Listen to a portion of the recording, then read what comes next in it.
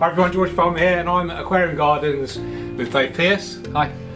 Dave's the owner, and we're just here for a quick chat really about this Aquascaper 600 by Evolution Aqua. So when did we set this up, Dave, and can you remember the story behind it?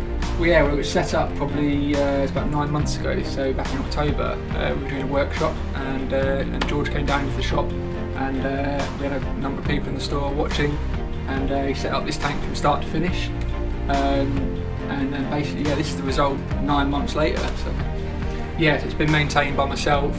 George comes in every now and again, well, every week actually now, and helps maintain it as well. So like you say, it's been a bit of a team effort.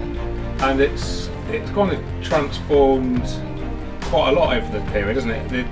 We had some, I think we had Lobigia palustris in the back to start with, like a red stem plant. Yeah, to begin with, yeah, we put a fast grower in there because that always helps with beginning with new setups as well. It was nice. It was really bright red at the back. Yeah.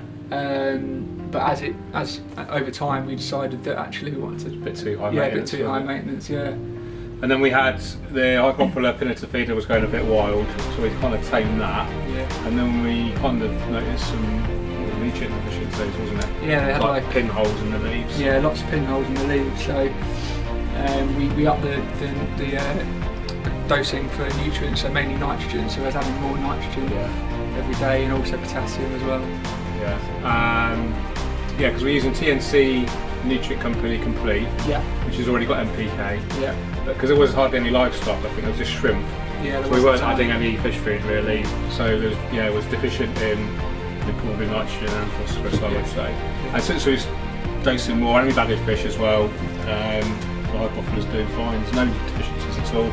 Very little algae. There's obviously some algae build up on the rocks, which is natural.